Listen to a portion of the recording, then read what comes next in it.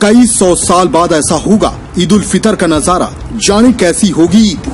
सोमवार को पूरे देश में ईद उल फितर यानी मीठी ईद का पर्व बड़े हर्षोल्लास के साथ मनाया जाना है। मुस्लिम समाज के यह सबसे बड़ा पर्व होता है, जिस दिन ईद की नमाज अदा करने के बाद मुल्क के अमन चैन की दुआ मांगी जाती है और फिर गले मिलकर एक दूसरे को ईद की बधाई दी जाती है।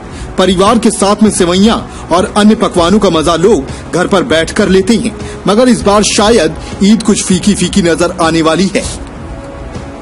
वैश्विक महामारी कोरोना वायरस के चलते पूरे देश को लॉकडाउन कर दिया गया है। ऐसे में देश भर की मस्जिद, मंदिर, गुरुद्वारे, ऐतिहासिक इमारतें सब कुछ बंद हैं। मुस्लिम धर्म से जुड़े लोगों का कहना है कि ईद उल फितर यानी मीठी ईद का यह पर्व जहां फीका होगा, तो वहीं कई 100 साल बरस बाद ऐसा मौका होगा जब ईद की नमाज मस्जिदों में अदा नहीं की जाएगी। और इस बार न चांद रात पर मार्केट में लोगों की भीड़ भाड़ दिखेगी और न ही पकवान का मजा लोग घर पर ले पाएंगे। मुस्लिम धर्म का सबसे बड़ा पर्व ईद उल फितर इस बार सोमवार को है, यानी रविवार की रात चांद रात होगी। लॉकडाउन के चलते जहां ताज नगरी आगरा रेड जोन में है, यही वजह है कि लॉकडाउन 4 में आगरा को कोई रियायत नहीं दी गई है।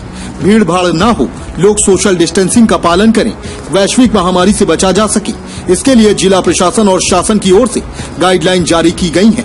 मगर मुस्लिम धर्म से जुड़े लोग कहते हैं कि तकरीबन 102 साल बाद ऐसा मौका आ रहा है जब कोई भी व्यक्ति इबादत सामूहिक तौर पर नहीं कर पाएगा। ईद की नमाज शाही जामा मस्जिद, ईदगाह, ताजमहल से लेकर इलाकों की मस्जिद में नहीं पढ़ी जाएगी। लोग घर पर ईद की नमाज अदा करेंगे और परिवार के साथ में ही त्योहार मनाएंगे। तकरीबन 102 साल बाद यह मौका है। इससे पहले स्पेन से आए एक वायरस के चलते भी ऐसे ही ईद देखने को मिली थी।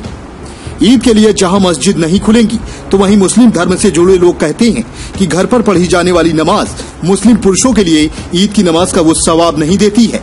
घर पर केवल ईद की नमाज मुस्लिम महिलाएं ही पढ़ सकती हैं। इसको लेकर मुस्लिम धर्म से जुड़े लोगों में मायूसी भी नजर आ रही है।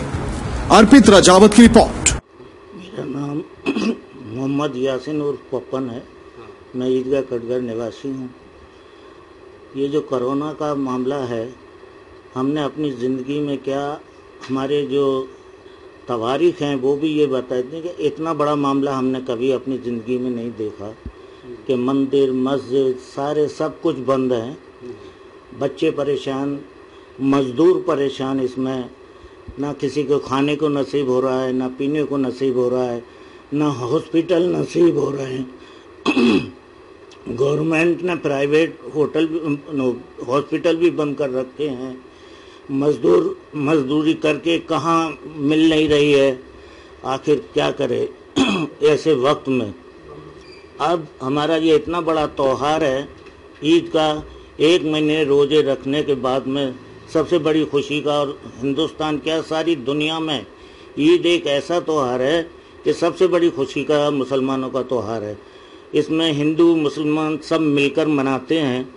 अब ये एक ऐसा इत्तेफाक है, अभी मीटिंग भी हुई थी डीएम साहब के साथ में, और हम लोगों ने ये उनसे इल्तिजा की थी कि कम से कम 1 मीटर की दूरी पे हम लोगों को ईदगाह में नमाज़ पढ़ने की इजाज़त दे दी जाए, जिससे कुछ लोग हैं ईदगाह में नमाज़ पढ़ लें। पर डीएम साहब ने इसके लिए भी कोई इजाज़त नहीं दी है। आज हमारे कल का त्यौहार है। हमारे बच्चे जो खुशियाँ मनाते थे वो सब काफूर हो गई हैं। कोई खुशियाँ किसी को भी नसीब नहीं हो रही है। और मज़दूर लोगों के लिए तो सबसे बड़ी मुसीबत हो गई है कि ना तो वो त्यौहार मना सकते हैं, ना उनके बच्चों के लिए कोई कपड़ा है, ना खाने को कोई बंदोबस्त है, ना शिमैया। इस बार की जो ईद होगी वो कैसी देखने को, कितनी साल बाद ऐसी ईद होगी? ये हमने अपनी ज़िंदगी में कभी नहीं देखा कि ऐसी ईद हुई हो, जो गम से भरी हुई ईद हो। हम वैसे तो ये है कि हिंदुस्तान के गम में हम पूरी तरीके से शरीक हैं। जिनके वालिद, देखिए, हमारे होश में और हमारे जो एंसेस्टर्स रहे, ग्रैंडफादर और ग्रेट ग्रेट ग्रैंडफादर, तो ऐसा कभी नहीं हुआ।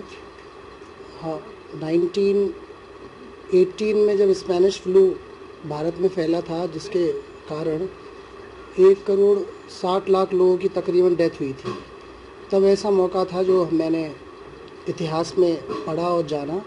और उससे भी पहले 100 साल पहले प्लेग की महामारी फैली थी। तकरीबन आज से 200 साल पहले एक मौका तब पड़ा था, क्योंकि तब हालात ऐसे थे कि 5 लोगों को दफन करने या शमशान घाट ले जाया करते थे, तो तो जब वो वापस आते थे तो 15 लाशें उनको तैयार मिलती थी। ये तो तवारीख है, ये हिस्ट्री में दर्ज है।